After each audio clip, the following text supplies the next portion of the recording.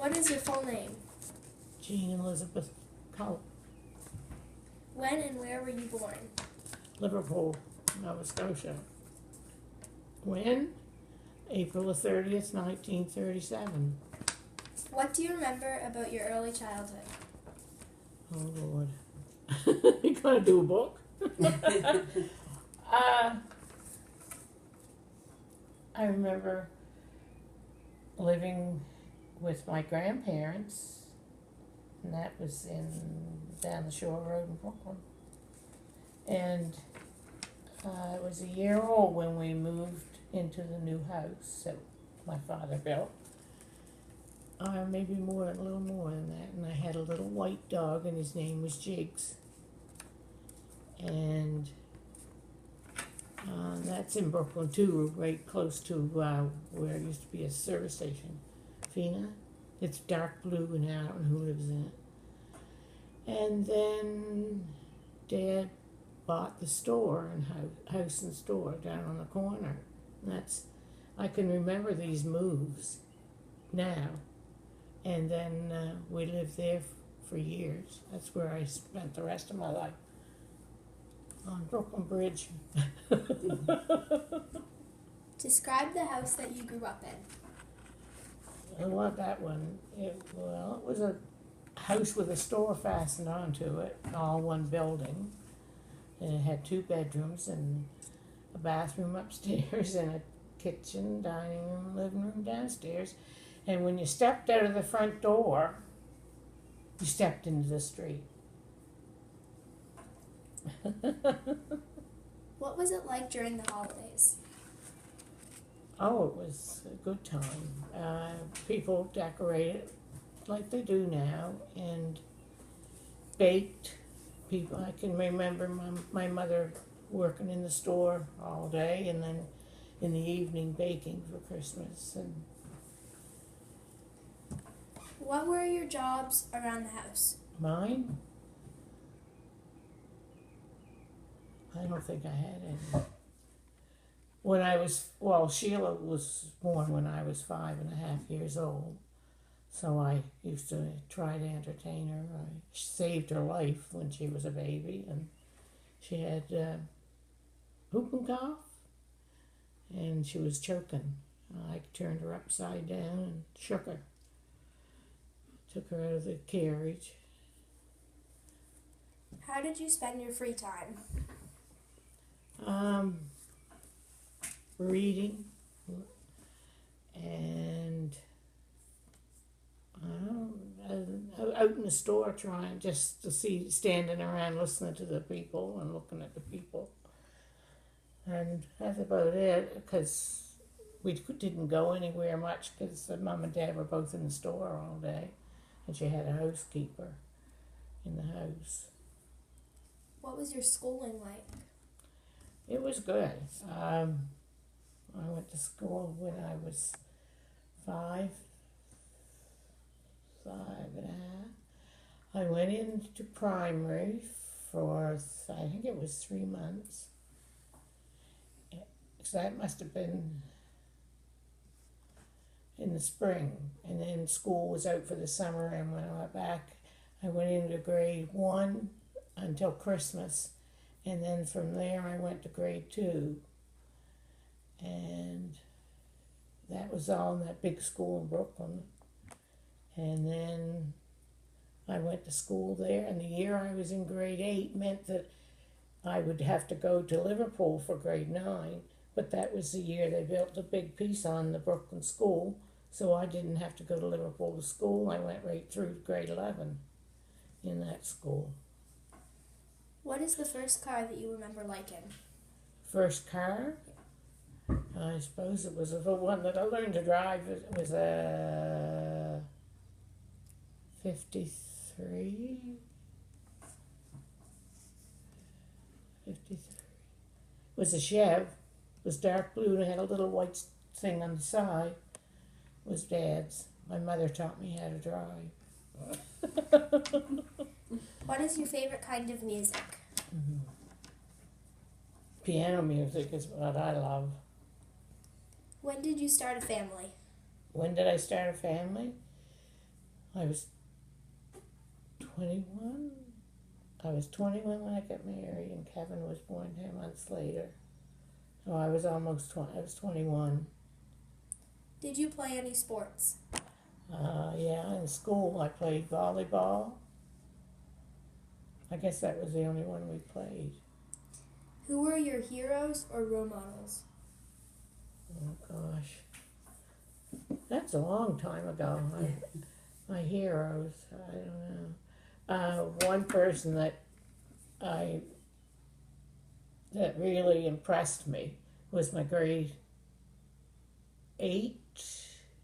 I think it was grade 8 teacher. His name was Leonard Denton, and he had polio when he was a boy, and he was still lame and such, but he was an excellent teacher. He played volleyball like you want to believe it, even though he was handicapped, and he gave you the impression that you were somebody. He was really something, and because I remember not too long ago reading something that I had somewhere in one of my papers, and it was written by Lanny DeLong, and he couldn't praise Mr. Denton high enough. It was just, so he was, I'd say Mr. Denton, Leonard Denton, he was a teacher, and then eventually he became a professor at Acadia, I think. What was your favorite meal? My favorite meal?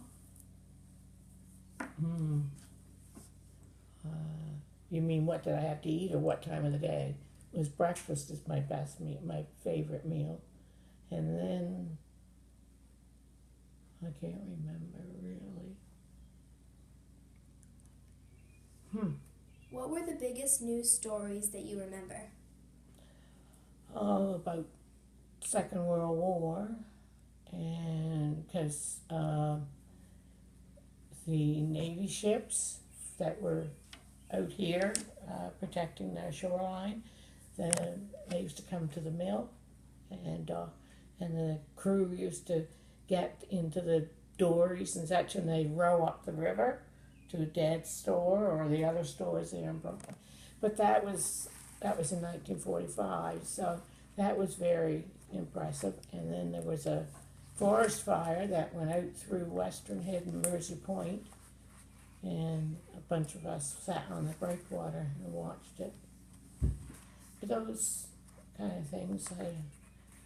Of course, then there was the night that the car came up from down the road and hit the corner of the store, shook the whole building, and scared the life out of us all. Nobody got hurt, but the car got kind of smashed, and the corner of the building did. Who is the first prime minister that you remember? It was before Diefenbaker, but Diefenbaker was the one that I remember so well because he was the first person I could vote for. Do you have any friends that you've had since childhood? Since childhood? Well, my cousin she's in Halifax, and I haven't seen her in touch too much lately. I think they're all gone. They're dead. Lanny.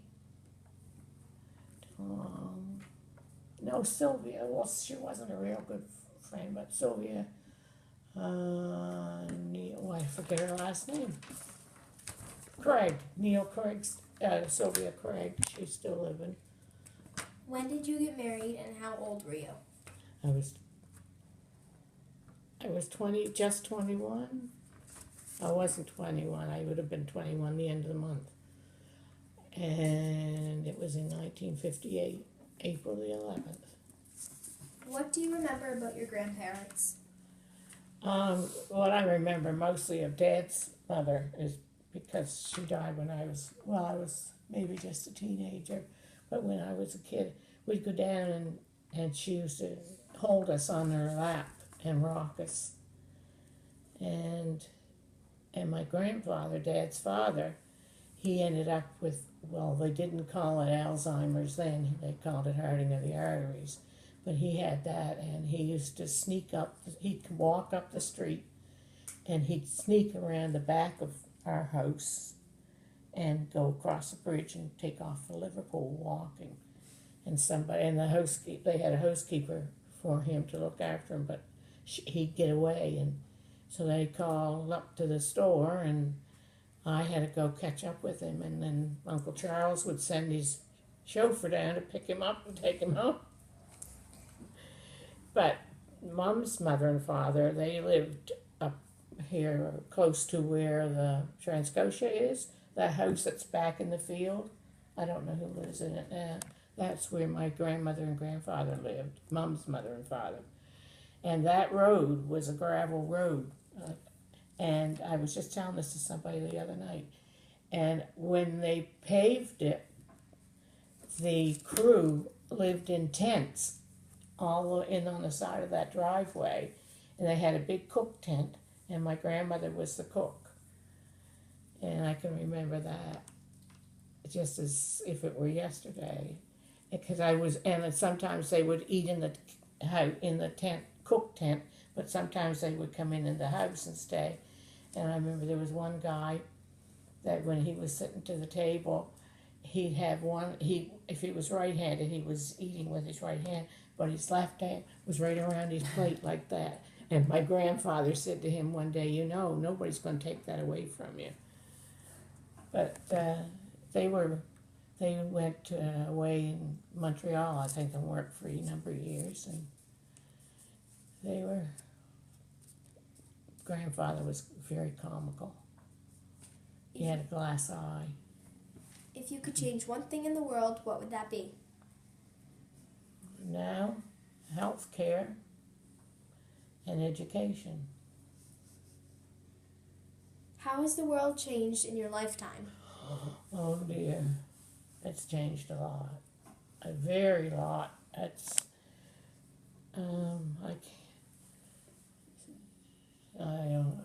It's just, that's right. You've got all this technology that people my age are having a hell of a time trying to keep up with, and and just the attitude of the people today aren't friendly like they were back then. It was a smaller community. Like in these small communities, you knew everybody. But now, even here in this small community, I don't know half the people. Look at the window, or Bradley will be sitting out there and he'll say, "Come in. Who was that one up by? Haven't got a clue." Yesterday it was Maureen and he didn't recognize her. Do you have any advice for young people today? I say no to drugs and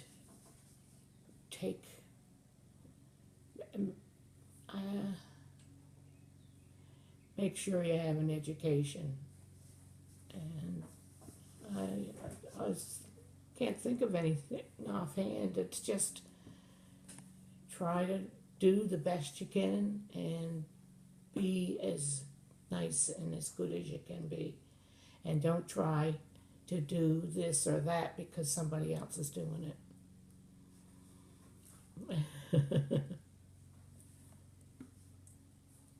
Thank you. Oh, was that it?